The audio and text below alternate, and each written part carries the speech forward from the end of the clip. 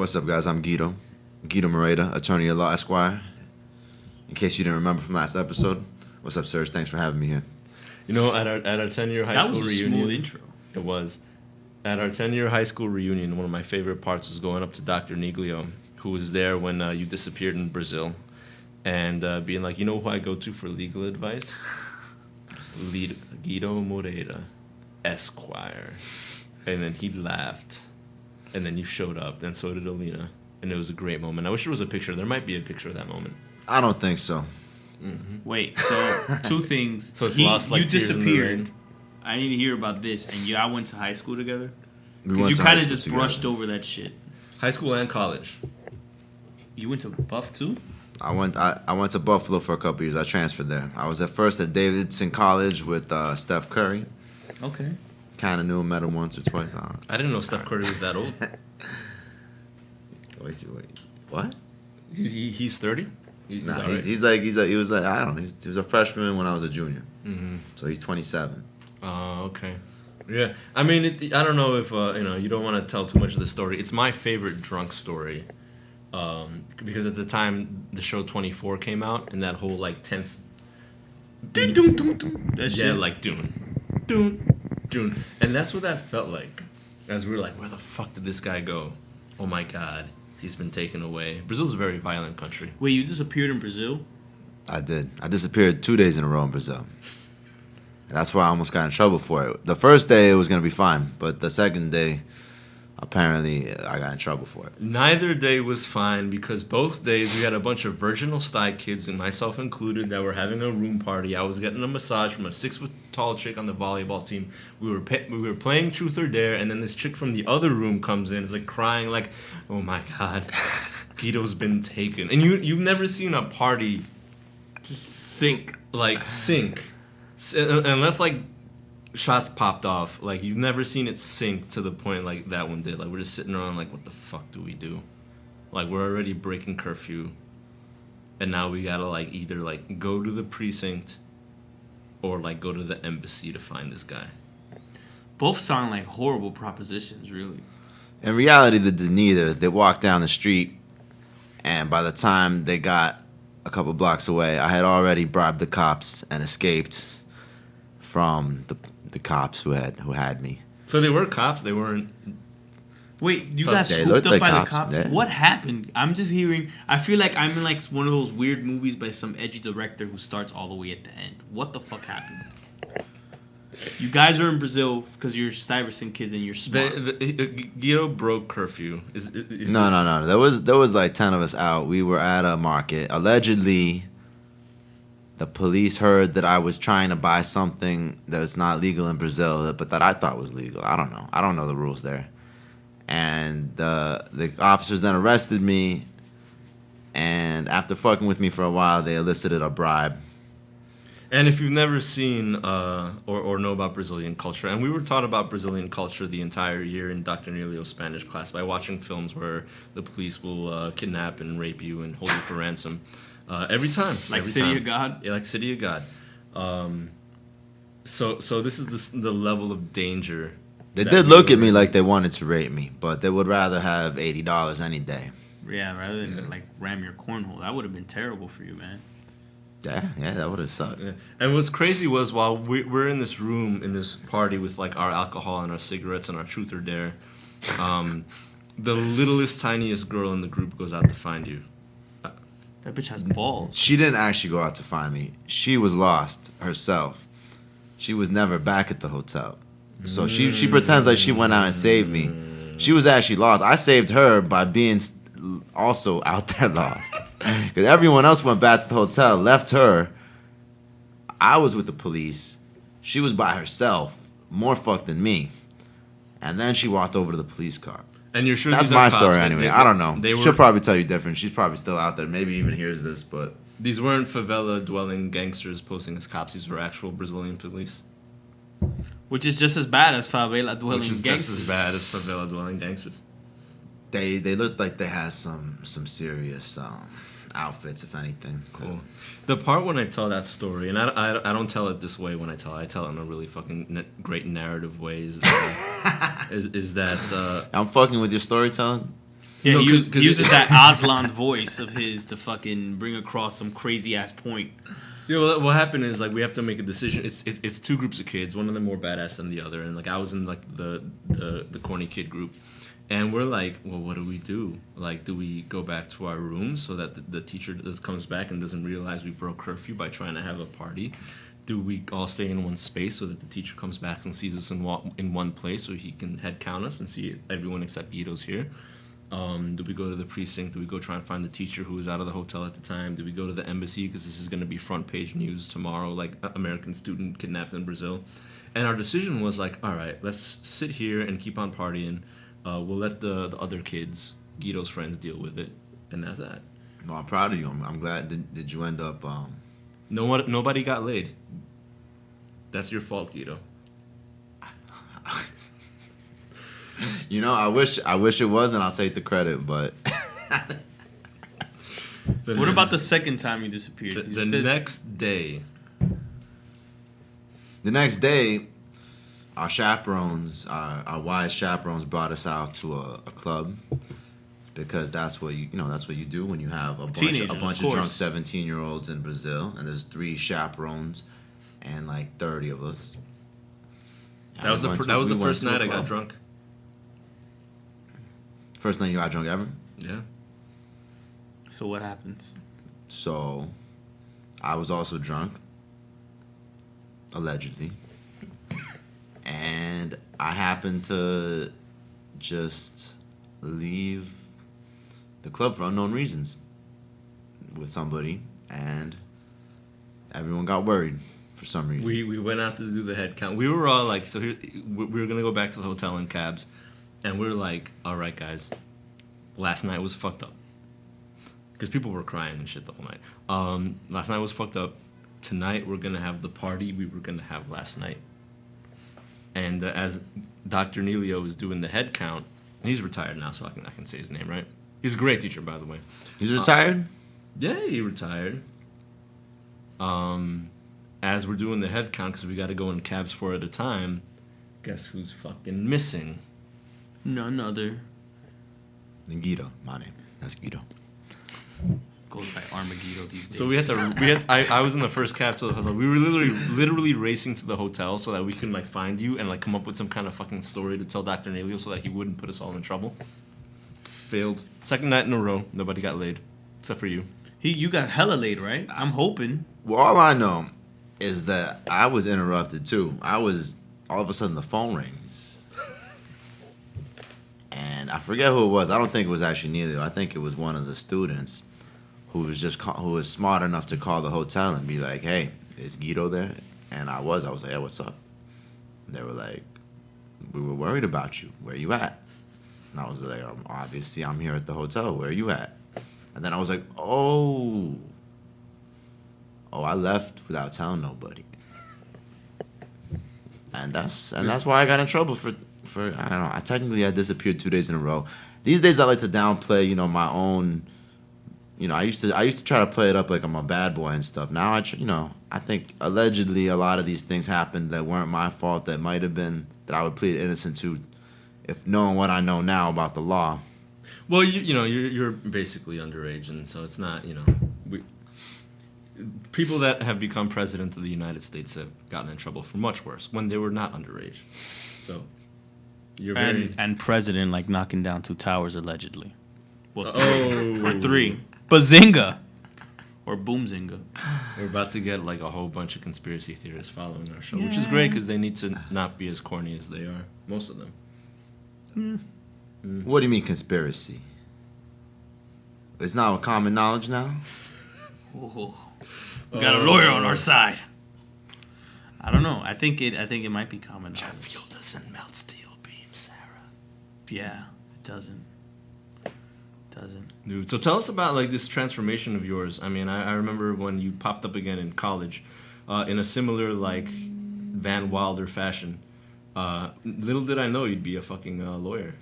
Well, when I went to Buffalo, I had decided to change majors to philosophy and become a lawyer. In Davidson, I was wasting a lot of time, and I just didn't like it too much down there. So eventually, I came to Buffalo with that purpose in mind. And once I had a little more purpose in life, I continued to, have fun, as Sergio may have seen while I was there hanging out with them. But at the same time, I went to law school, and, for all you kids at home, if you don't know what to do with your life, just do what everyone else does who doesn't know what to do, and, just be a lawyer, because none of the lawyers know what to do that I know. I don't know. That was like a pretty expensive way to figure it out, though. Yeah, man. Well, we have a mutual friend who, what is it? He got his master's in American Studies. Then he went to law school, and then like right after law school, he went to China. Like he did like 3. Who's that? Well, we know him. Should we say his name or no? I mean, Steve. If we say Steve, only 5 people are Steve. Gonna, yeah. Bald Steve. Yeah. Guido doesn't know him. He doesn't know him? No. Oh, you were talking about our mutual. Yeah, I thought you were looking know. at him and saying I don't mutual. know. Nah, but he actually just passed the bar too, so congratulations to Steve over in China. You gotta get your ass back over here. Which bar? There's no China bar. The New York bar. Oh, yeah, cool. Yeah. So, I mean, you must see a lot of shit as a lawyer. I mean, what do you do normally? Well, I have a background in civil rights law. I do some immigration work. I do some other various work. But what I'm really into right now is police accountability, holding police accountable, holding police to a higher standard. And the only way that I as a lawyer am able to hold police to a higher standard is by suing their ass. So that's what I usually do. I sue the city of New York and the New York City Police Department for violating people's civil rights. And I'm not a cop hater, but I know there's a lot of police officers who have the wrong attitude for what their job really is.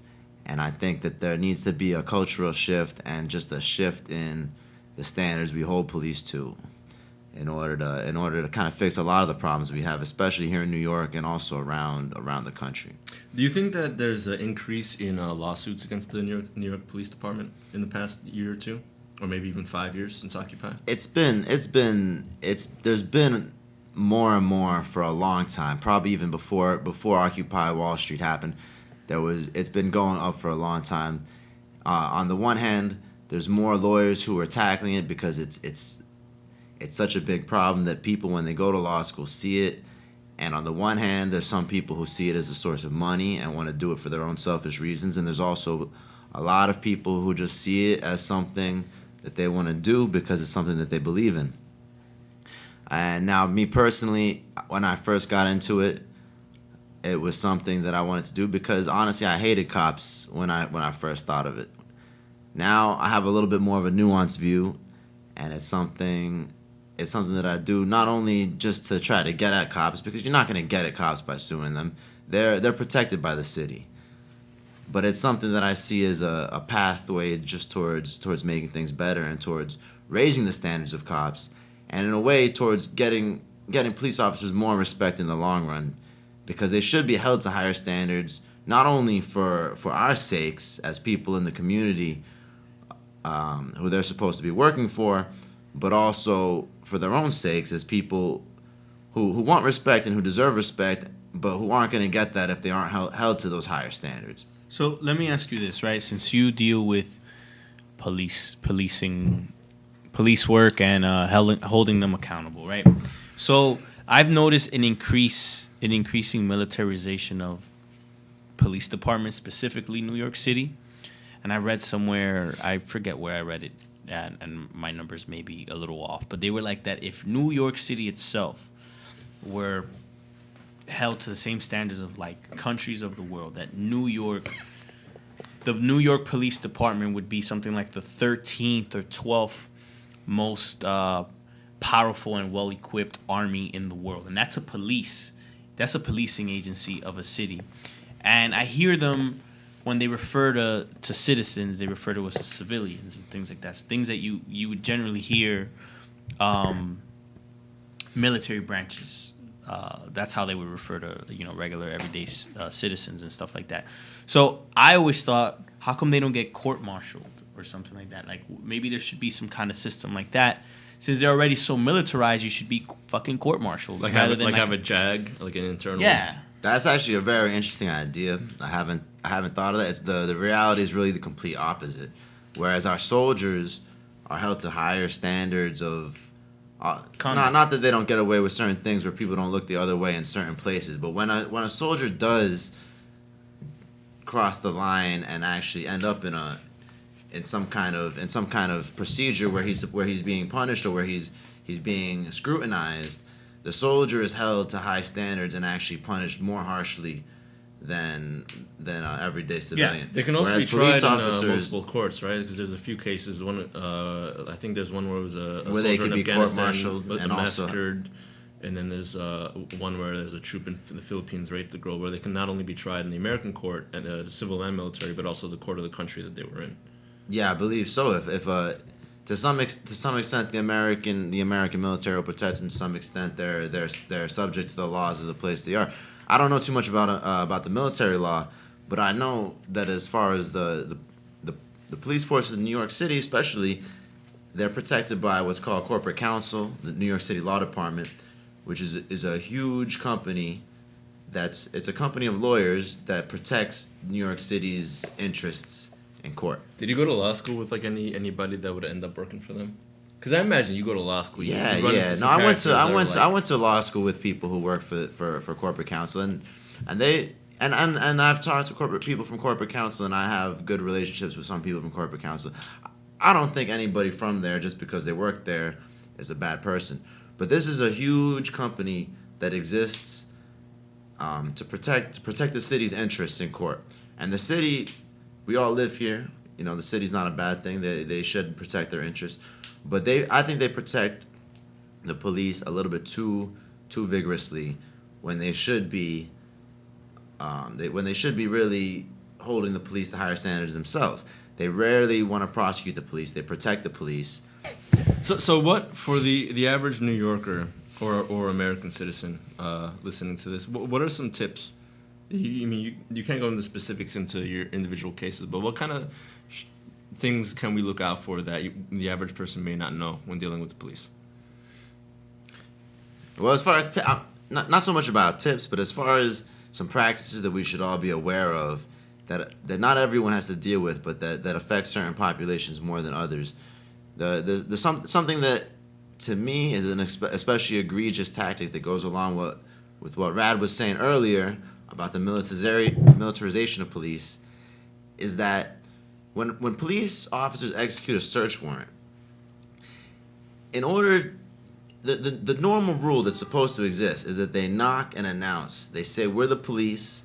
We're here to search the premises," and anybody who's there is supposed to comply. They show the search warrant. That's the way things are supposed to work.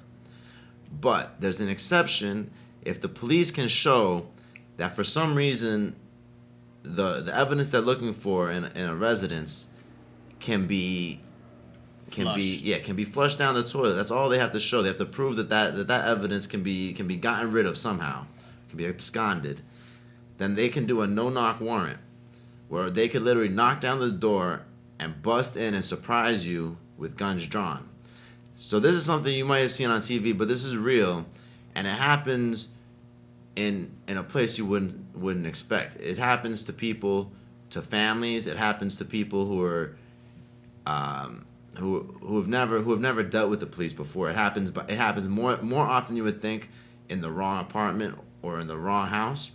I mean, I'm definitely thinking about the case of Ayanna Stanley Jones, who was like a 7-year-old girl who was killed when I think someone just threw a flashbang into her bed and just exploded.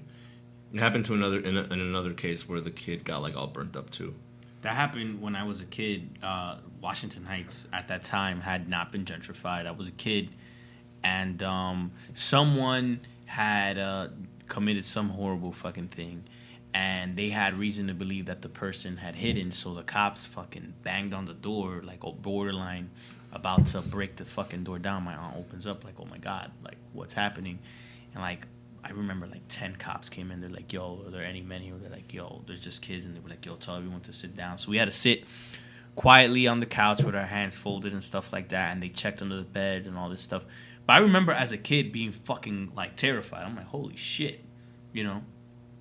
So this stuff is real. So I couldn't imagine someone busting down my fucking door with guns drawn. You know, so, and I know that they get wrong apartments all the time because it's happened in my grandmother's building growing up where they broken into the wrong apartment. Because the guy that used to live in 4D was like a big time drug dealer. But they would break into other people's apartments just because of a mix up with the warrant or whatever. Why do you think that happens? Because I mean, we can subscribe all sorts of like malice or ignorance to the cops because they just want to use their guns. But to break into how the fuck do you get the wrong apartment? If you're gonna break into the, well, I think it goes back to what I said earlier about standards, about holding people to high standards. In order to get a warrant, you could literally call a judge on the phone at any hour. You can call the judge you want. You can call the one you know. You can call the one who will give you any warrant you want. And this varies obviously jurisdiction to jurisdiction, but for the most part, it's just much too easy to get a search warrant, where all of a sudden everyone's rights that they think they have to have their own home, to be safe from outside harm, is all of a sudden thrown out the window because of the most smallest suspicion, or because of a real suspicion. But it could be one person who lives in a house with 10 other people, and all of a sudden everybody in that house is treated like a criminal, which is extremely common in New York City, probably above any other city in the United States, because the rent is so damn high. The rent is too damn high. It's a huge issue in public housing because in public housing you're supposed to have somebody. I'm only bringing this up because I used to knock doors in public housing. You're supposed to have somebody that's a leaseholder and nobody else in there. But because obviously people have families, they have to keep people in there. And usually, of course, these are poor families. So the youngest son of is often involved in something that's not that legal, and then because of that they get the whole family kicked out and banned from public housing in New York, which is the only affordable housing left. Yes, it has a wait list of and like it's not multiple even that years. Fucking affordable if you really look at the numbers. This shit is ridiculous. Oh yeah, they're raising the rents. Like my friend's rent is like something like $1,300 or something for like a 2-bedroom in the fucking projects, and it's like the shithole projects. Shit, man. Yeah. No, $1,700. My bad. Wow, my bad. $1,700 for public housing. For public housing, yeah.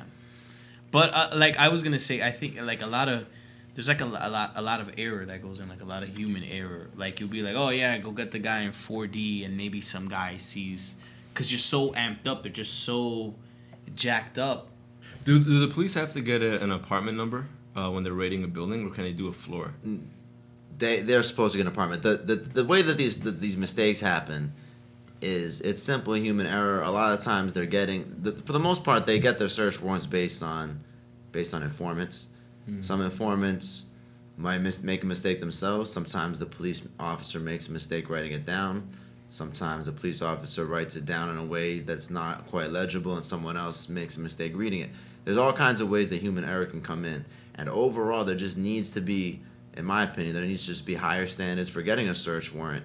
There needs to be more fail-safes in place, because when a search warrant messes up, it's not just an administrative error like it could be in some other areas of government. It's people with guns in their faces who didn't do anything. Right. Who are obviously going to react in not the calmest way. If you ever hear of the crime of burglary, burglary is considered to be a very serious felony. But burglary, the definition of it is basically, the reason it's considered to be such a high felony is because you're in someone's house. Like, even if you didn't steal anything, even if you just went there to look around, even if you went there to smoke some weed, you're in someone's place. And when you're in someone's place, they assume that there's a potential for violence. And that potential for violence makes it a more serious crime, and it makes sense in a way. Even though just charging burglary sometimes is charged in the wrong time. If it's a big apartment building and you're in a hallway, you could get charged for burglary as if you're in someone's place, but no one even noticed you there except the police who watched you go in. But when police break into someone's house, it's just not considered to be as serious as it really is when they're applying for warrants. Mm-hmm. Mm-hmm. Right. And when it comes down to it, you don't know what you're going to come into. A person's allowed to protect their residence, for the most part, from an intruder. Are they really except in places like Texas and Florida? Yes, in New York, you're allowed to protect your residents from an intruder who's breaking in, but if they're threatening you, if it's a police officer, you're supposed to respect their authority. But if they don't even have to announce announce that they're a police officer, that they have that authority, it makes for a confusing situation. So and so, just as a theoretical situation, let's say you have a legal firearm in New York, which in New York State, I think New York City is a Very rare. shotgun. Very hard. And the police do a no-knock warrant. They rush in. How many seconds have to pass before you can't legally shoot them and claim the self-defense in your abode? You're never gonna get away with it in New York. You're never gonna get away with it. First of all, we all know shooting a cop in New York is a fucking death sentence. You're dead, bro. Like, at that point, I would just be concerned about living. Like, you're dead if you shoot a cop. Well, then define you're allowed to defend your abode. Because when you said that you're allowed to defend your residence, I'm thinking in my head, like, a couple days ago, a guy, killed his wife's would-be rapist with a tire iron. Yeah, but he chased that dude It was, out. yeah, it was At that point, that's outside. vengeance. That was in the And hallway. he's still facing manslaughter Yeah, but charges. at that point, that's vengeance. That guy was running away from him Yeah. at that point. He So, chased but the he's guy not, down. the manslaughter charge got dropped. I was following that case. He's He's charged good? with He's clear? assault, and they're gonna give him probation. He's not clear, but he's gonna get charged because he chased the guy down and killed him. Which is absurd. You're allowed to defend your fucking wife, or morally. Yeah. But well, the thing is, he didn't catch him in the act. He caught him running away, and Well, walking away, really. well, I think once the guy came after him with a tire iron, he's probably running. Well, yeah, and then the wife, because he's walking down. If you see the video, he's walking down. The wife says, "That's him. That's him." The husband was looking for him with a tire iron, and he saw him. He just went ham on him. You can't say we're an anti-women podcast when we support the beating to death of rapists. I mean, yeah, I think that guy should have been beaten. But Going strictly by the law, you can't beat to death somebody who tried to rape someone and then was leaving. If you catch someone in the act and you beat him to death, that's an act of self-defense of your family, of your home, and that's allowed. But I don't blame them for arresting him and charging him initially with manslaughter. Yeah, he should have been charged with something for sure. But I'm glad they lowered the charges, and if he gets probation, that's all right. That's all right with me. In the world of realism, yeah. So basically, the point of this is like the right to self-defense in this country is very much stagnated, and it's not something that's really talked about a lot. Because the issue is politicized, from the right. When people talk about the right to self-defense, it's often coded language, code switching, to be like, hey, how can we legalize lynchings? And on the left, mainstream left people kind of follow the Martin Luther Kingian nonviolence thing, not because they believe in it, but because they're either paid to be nonviolent or because they're afraid of it. And then kind of radical leftists believe in the right to self-defense, but they're just a fucking disorganized mess. So,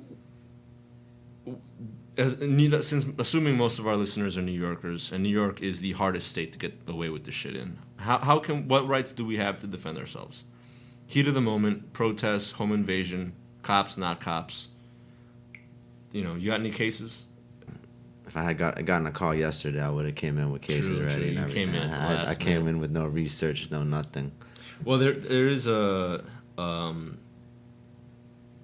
case of, and this isn't a self-defense case, but it's a potential case to watch if you're listening. A week ago, a black kid in Staten Island was chased by a bunch of, it was apparently a mixed white and Hispanic group of kids. They had a beef over a girl. They chased the guy, yelling at him, calling him racial slurs, waving baseball bats, and the kid had a asthma attack and died. So they're considering hate crimes charges. There is a march tomorrow, Saturday. This may not even be released in time for this, but in Staten Island, headed by Anthony Beckford from episode 5, of course. Awesome. But when the cops came, the kids were surrounded. The kids' friends, the perpetrators left when the cops came. But his friends were surrounding him, and of course, they made everybody put their hands up and stuff. Here's another case. If you have an opinion about this, pipe up. We had the first black woman convicted in the history of the United States under lynching laws yesterday. You heard about that one? I thought she was just arrested for it. I didn't realize she was convicted.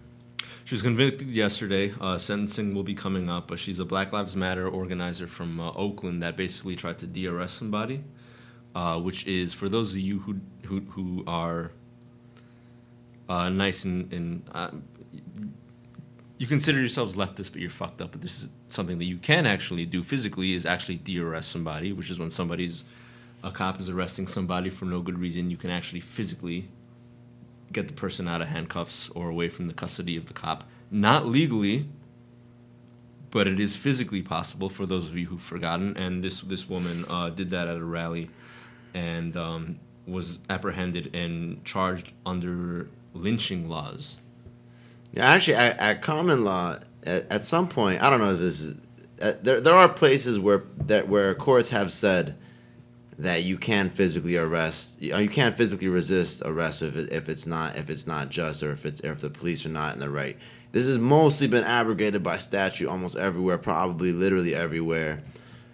But there have been times in the past where that actually was legal, at least in certain places in the United States. Well, this law was passed specifically in response to in the heyday of lynching, when white crowds would a black person would be arrested and be in custody for some crime, and the white civilian, quote unquote, crowd would literally break them out of the precinct to come lynch them. The police would say, "Oh no, we can't do anything about it. Right. Here you go." A lot of lynchings, people don't realize, were crowds literally breaking into the prisons to get people out and to kill them.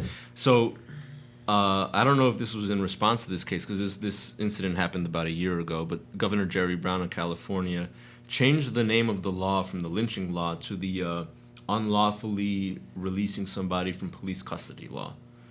And I'm not sure if that was in anticipation of this case, but the fact is you have a black woman protesting the slaughter of black lives who unarrested somebody who was protesting at a Black Lives Matter movement by physically removing them from custody, and was charged and convicted for essentially lynching because of this. Wow.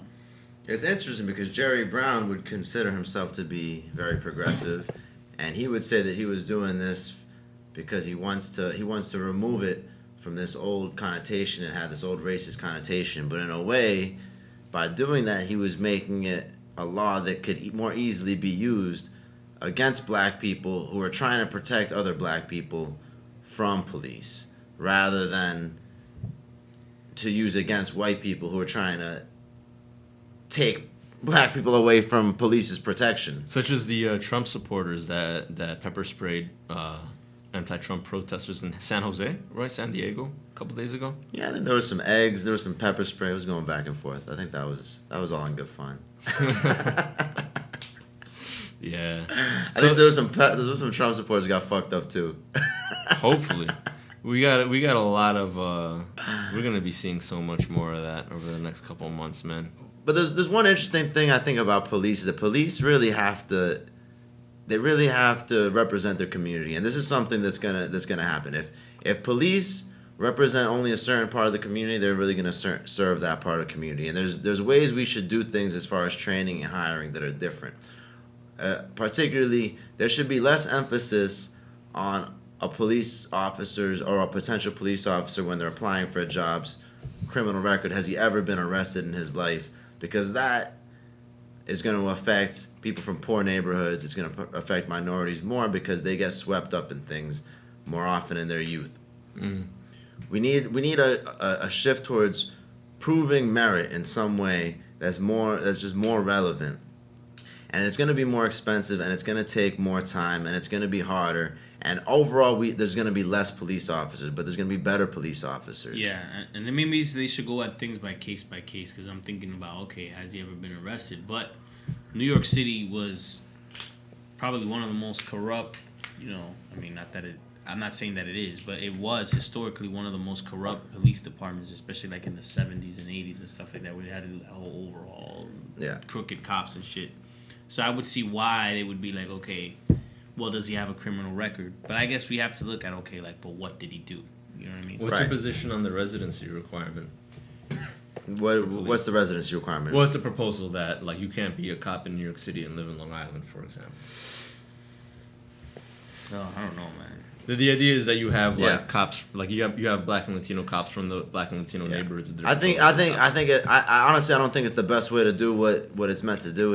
I think it's definitely a step where they're trying to go in the right direction, but I think it's kind of a bureaucratic step. It's not a step to take things down to the level of realness and make things a little bit more of a merit-based society and more of a community-based society. That's kind of a bureaucratic measure, I think. Yeah. Do you want to hear? I don't normally believe in conspiracy theories, but I do think this is. And Howard Zinn said there are no conspiracy theories, just things that flow into their proper place based on what the powers that be allow to happen. I think the NYPD is primarily people of color at this point. Yeah, would you say that? No, I didn't see the stats. it's not. I mean, it's pretty well mixed as far as people of color and white people. But no, there's so. I mean, I don't think it's majority people of color. Okay. I mean, we could look that up right now if you want. I know we could, but I think my thing is because people are kind of wondering how to fix the cops. I think there is maybe not a conspiracy, but a progression of all things considered that because it is so hard for a person of color to have any job right now, that the easiest job for them to have is to be a police officer. Well, yeah, just like KRS once said, but that's why these bureaucratic measures or even affirmative action measures, they're not the best way. I think that what it really comes down to is looking at merit in a different way and not looking at it in a simplistic and bureaucratic way. Looking at who's going to fit best in the community as a police officer, who's going to do the best job where they are, and who's invested here. So this is the New York Post in 2014, right after Eric Garner's death. Whites 54% of the NYPD, blacks 16%, Hispanics 24%, Asians 4%. So Asians, Hispanics, and blacks together would make about, I kind of do math here, 30, 40. Well, it's 46% non-white, right? 53% non-white. No, you just said 54% white. That's a very good point. Yeah, so it'd be 47. 47. 46? 54? Oh, I thought you said 53. We went to Stuyvesant. We can't do either way. I got it right. Either way, it's 50 fucking 50. This is gonna have to be edited heavily, man. We're fucking this shit up. It's 50. This is like 50. The after a few beers podcast, man. Well, that's the whole point. Dude, we gotta wrap this up. Yeah, let's wrap this up. You got any plugs? Anything we got to know about coming up? How does one retain the services of one very skilled and very life experienced Guido Moreira Esquire? Just hit me up. It's GuidoMoreiraESQ@gmail.com. Send me an email. You have any problems, any questions? If I don't know how to help you, I know someone who knows how to help you. Dude, Stuyvesant High School grad, man. This is the best of the best. How do you spell your name? Guido, Guido like Guido. Moreira is MoreiraESQ@gmail.com. You got any social media? Yeah, Lazy Athlete. LAYZ Athlete. Nice. Gotta do some spelling there. As always, Badman Rad IG, Badman Rad Twitter, Badman Rad Snapchat. I think I'm on Periscope, but I have no idea. Oh, it's linked to my Twitter, so Badman Rad. You got any shows coming up? I'll tell you when Radhames is performing because we recorded this about 3 weeks ago. Radhames is performing this Sunday, July 3rd at the Broadway Comedy Club at 318 West 53rd Street. He'll be doing the 9 p.m. and the 11 p.m. show if you got a date and you want to impress her and you need a litmus test to see how she can withstand Radhames' comedy. This is the show to go to. So go. It'll be awesome. Be on the lookout for that. Cool. I'm Sergio. This is People's History on Twitter, Native New York Video. That's Native NY Video on Instagram. And that's about it. So, in the words of Lindsay Lohan, be give adequate. me cocaine. That too. Peace. Hey guys, thank you for listening to this episode of Codeswitchin. It's a little postscript that I'm recording from my front porch. We'll be back Monday, July 4th with another episode, 2 new episodes. One with Antonio Reyes, the LSU Region 4 director from the Upsilon Royale episode of Codeswitchin, and another yet unnamed guest, which is going to be really cool. And the week after that, we're going to have Estella Gabriel, who's part of the Latino takeover of television and film. She won the major screenwriting awards last year for her unpublished script. So that's going to be a really good episode. So see you guys in a week, and have a good one. Enjoy the weekend.